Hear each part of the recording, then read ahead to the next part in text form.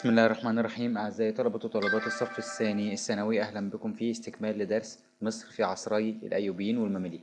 لو نفتكر مع بعض الجزء الأول من الدرس كنا اتكلمنا عن الدولة الأيوبية، اتكلمنا عن الدولة الأيوبية تنسب طبعا إلى صلاح الدين، دور الدولة الزنكية في التصدي للصليبيين، وبرضه دور الدولة الأموية. اتكلمنا عن موقعة حطين، اتكلمنا عن الحملة الصليبية الثالثة والحملة الصليبية الخامسة والسادسة والسابعة، واتكلمنا بعد كده على السمات الحضارية للدولة الأيوبية. وقفنا عند الدولة المملوكية. طيب، آخر حد خدناه في الدولة الأيوبية كان توران شاه. لو نفتكر مع بعض الدولة الأيوبية لما عقد توران شاه الصلح بينه وبين الصليبيين، وطبعا كان في الحملة الصليبية السابعة عقد توران شاه صلح مع الصليبيين. ده كان آخر ملوك الدولة الأيوبية. فهتبدأ بعد كده طبعا إن هيحصل إن توران شاه طبعا هيقتل، وهيحدث يعني هيحصل تطور كبير قوي في الدولة الإسلامية، خصوصا بعد ما تولت شجرة الدر طبعا، أو أعلنت شجرة الدر نفسها سلطانا على بلاد مصر برضاء طبعا المماليك. وبعد كده تنازلت شجرة الدر عن السلطة لعز الدين أيبك طبعا زوجها، والذي لقب بالمعز. طيب، ما النتائج المترتبة على مقتل المعظم توران شاه؟ طبعا انتهت الدولة الأيوبية وبدأت الدولة المملوكية. المماليك لهم قسمين عشان نكون عارفين. في عندنا مماليك بحرية اللي هم مماليك السلطان نجم الدين أيوب، وكان مقرهم جزيرة الروضة، جزيرة يعني اسمهم بحرية. مماليك السلطان نجم الدين أيوب اللي هم المماليك البحرية. المماليك البرجية مماليك السلطان المنصور قلاوون، وكان مقرهم أبراج قلعة الجبل، عشان كده سموهم مماليك برجية. طبعا الدولة المملكية بالعنصرين بتوع المماليك البحرية والبرجية استأنفوا طبعا القتال ضد الصليبيين، وأيضا خطر جديد وهو المغول اللي كانوا طبعا سيطروا على بلاد الشام. نيجي مع بعض نشوف أهم سلاطين الدولة المملوكية. فهنبدأ برقم 1 السلطان سيف الدين قطز. سيف الدين قطز طبعا هو صاحب معركة كبيرة ضد المغول، هي موقعة عين جالوت. لكن عايزين نتعرف على حاجة مهمة. كيف تولى السلطان سيف الدين قطز الحكم؟ طبعا بعد مقتل او بعد وفاة عز الدين ايبك طبعا تولى من بعده ابنه المنصور.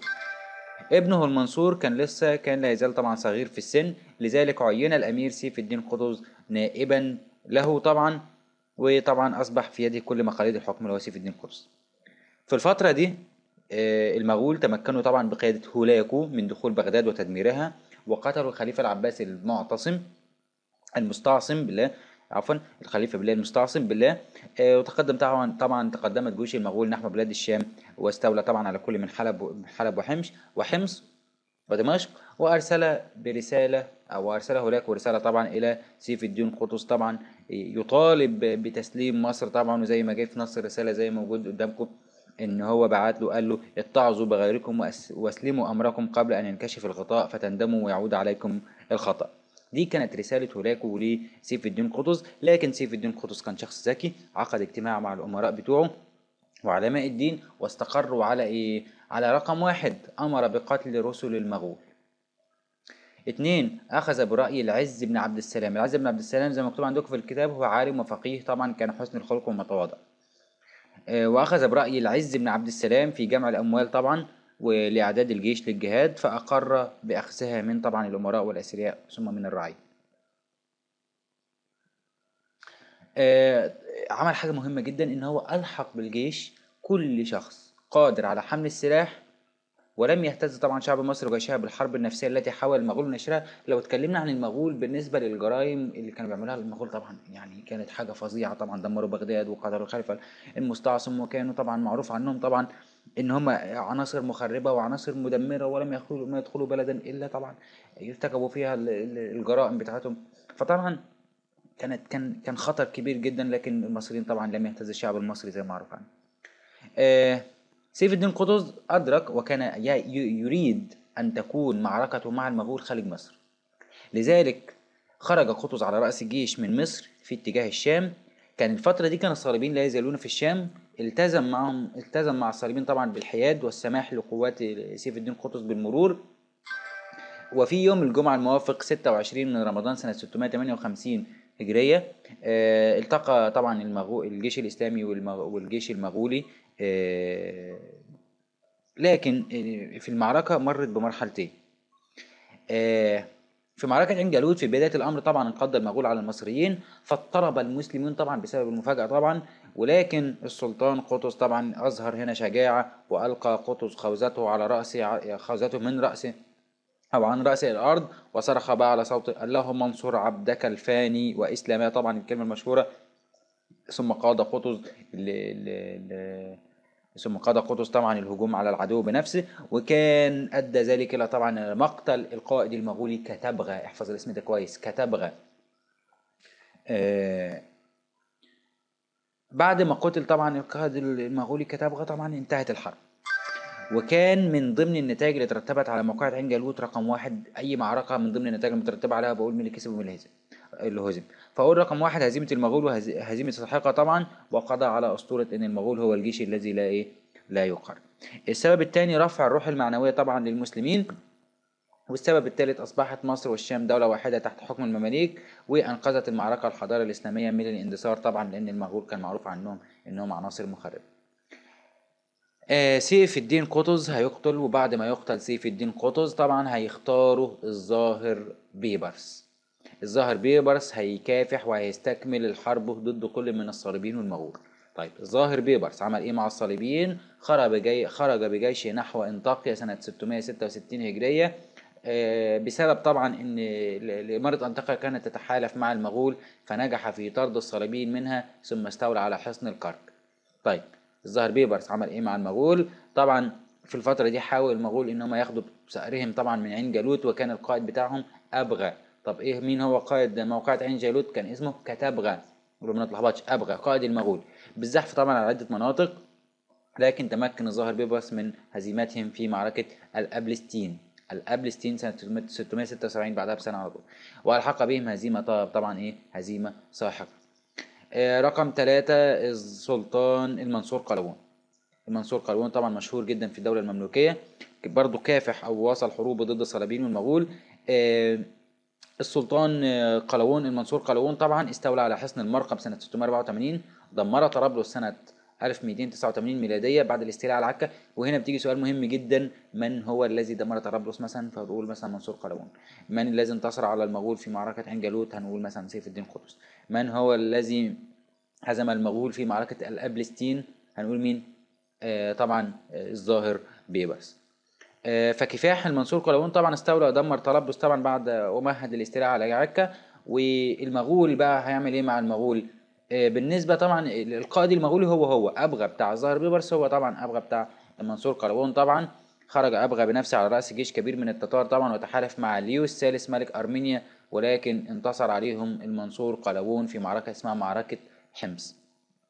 نيجي بقى لواحد مهم جدا، السلطان الاشرف خليل بن قلاوون. السلطان الاشرف خليل قلاوون طبعا الاشرف خليل قلاوون حاصر عكا اكثر من شهر.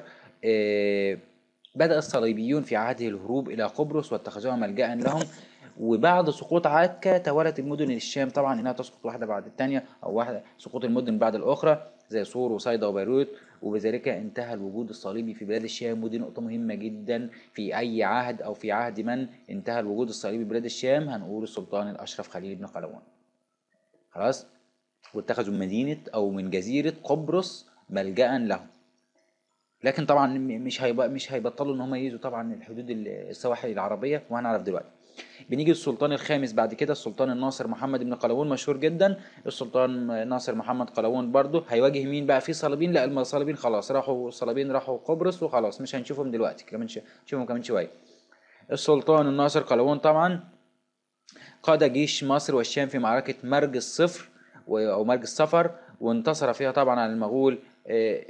ومن بعدها لم يستطع المغول أصلا الهجوم على ديار الإسلام، وعقدوا صلحا مع السلطان الناصر. آخر سلطان معانا النهاردة الأشرف بيرس بي. الأشرف بيرس بي طبعا احنا عارفين بقى ان الصليبيين راحوا فين في عهد الأشرف خليل قلاوون؟ راحوا لجزيرة قبرص واتخذوها ملجأ لهم. فاتخذ المغول طبعا من جزيرة قبرص مركزا جديدا للغارة على بلاد المسلمين، وهاجموا الإسكندرية أثناء صلاة الجمعة طبعا، ودمروا البيوت واعتدوا على النساء والأطفال.